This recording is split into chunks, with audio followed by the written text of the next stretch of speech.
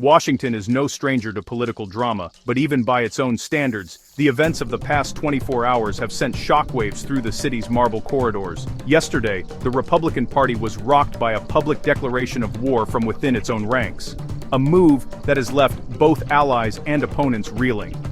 Former President Donald Trump, still the GOP's most influential and polarizing figure, took to social media and the airwaves to call for the political defeat of 5 sitting Republican senators, members of his own party.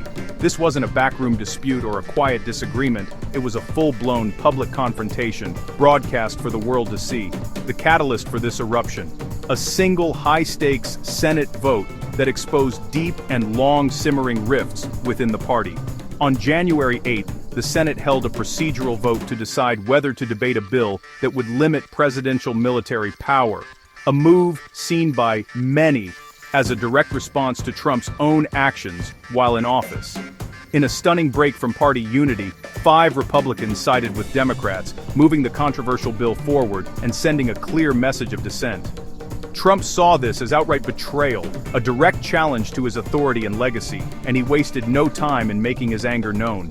His response was swift and severe, igniting a firestorm of controversy that's now threatening to tear at the very fabric of party unity. The GOP is now split, one faction fiercely loyal to Trump's uncompromising America First vision, determined to follow his lead no matter the cost, the other defending the Senate's constitutional role as a check on executive power, insisting that no president, not even Trump, is above the law or the institution. This vote brought those simmering tensions to a dramatic head, forcing lawmakers to pick sides in a battle that could define the party for years to come. Republican leaders now face a dilemma: support their most popular and powerful figure, risking further division, or defend their own incumbents and the traditional values of the Senate, knowing that either choice could have lasting consequences. Democrats, meanwhile, are seizing on the GOP's internal chaos, using it as ammunition in the ongoing battle for public opinion and legislative control.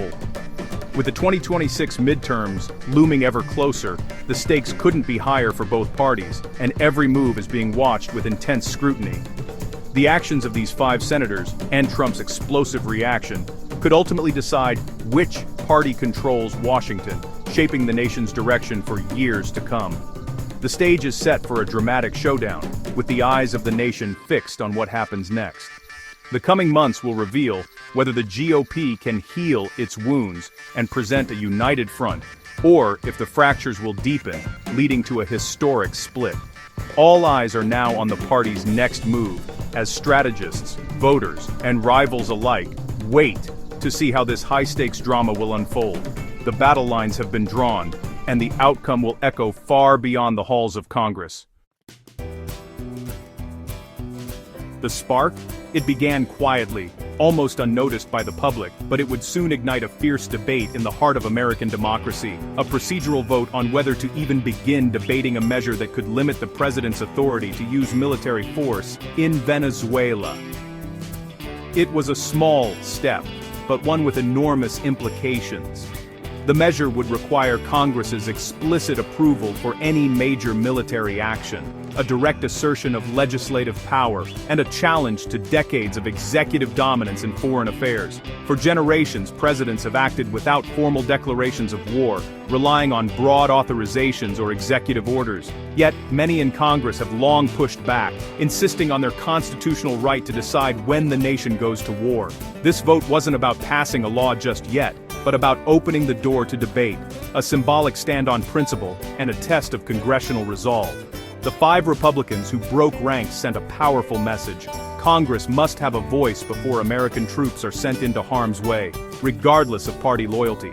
For President Trump and his most loyal supporters, even the suggestion of limiting presidential power was seen as a direct challenge, an act of disloyalty that could not be tolerated. Siding with Democrats, even on a procedural matter, was viewed as crossing a line, a breach that would not be easily forgiven within party ranks. This perception of betrayal triggered an explosive response from Trump, who wasted no time in making his anger known both publicly and privately. The stage was set for a dramatic and very public reckoning, as the nation watched to see who would stand firm and who would fold under pressure. The vote became a flashpoint in the ongoing struggle over war powers, reigniting debates about checks and balances and the true meaning of constitutional authority.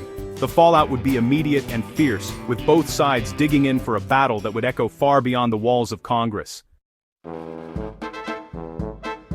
The 5 Republican senators who defied Trump are a diverse group: Susan Collins, Lisa Murkowski, Rand Paul, Josh Hawley, and Todd Young. Collins and Murkowski, known moderates, have a history of breaking with their party. Rand Paul, a libertarian, has long opposed unchecked military intervention. Hawley and Young, usually aligned with conservatives, surprised many by joining this coalition.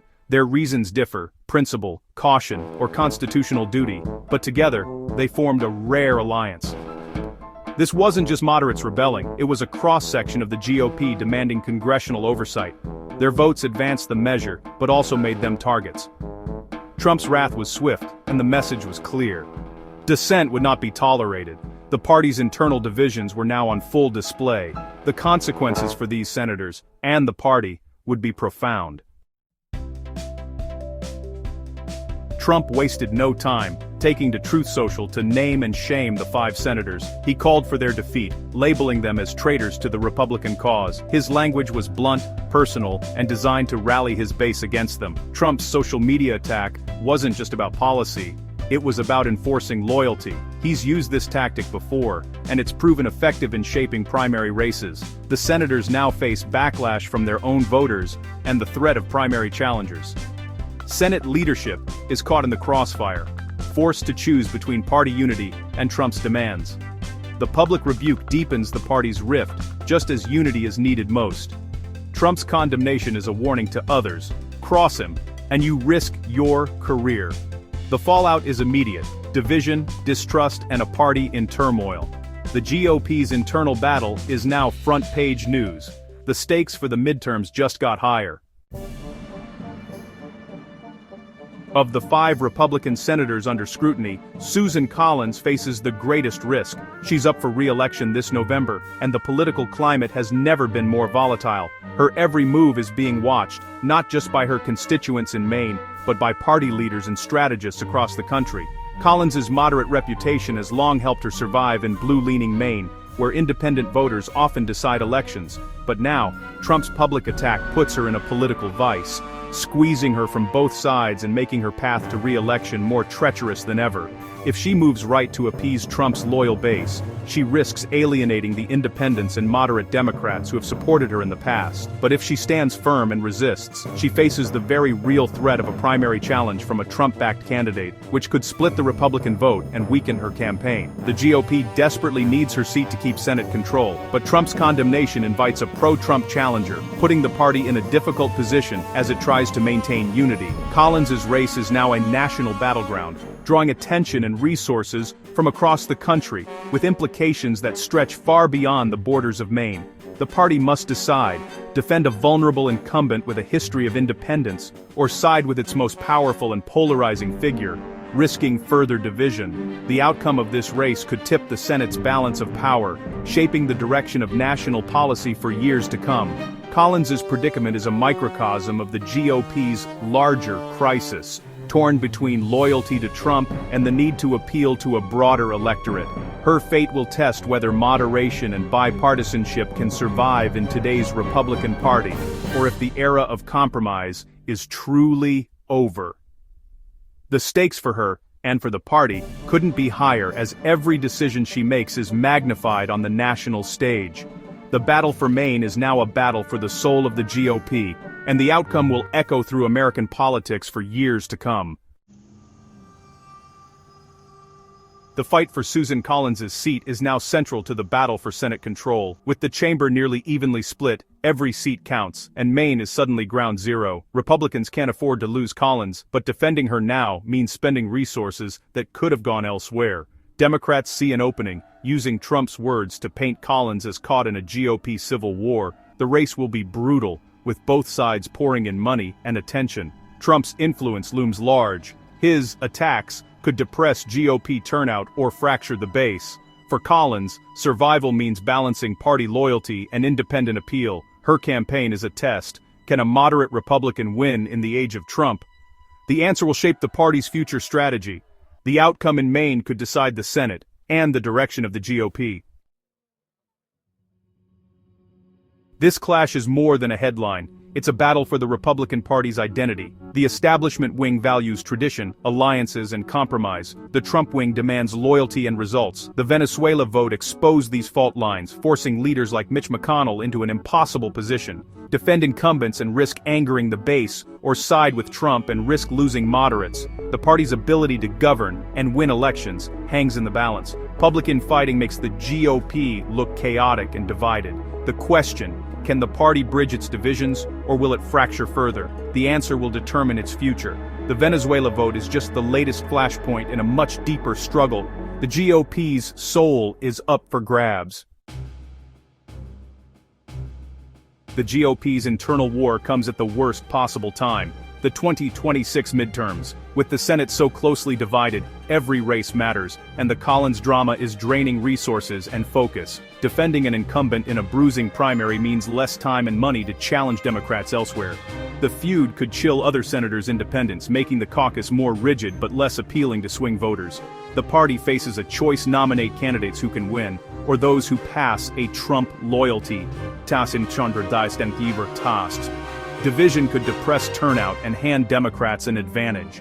For Democrats, the GOP's chaos is a gift. They can present themselves as the stable alternative.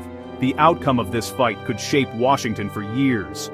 A single procedural vote has become a battle for the Senate's future. November's results will reveal whether the GOP can overcome its divisions, or be undone by them.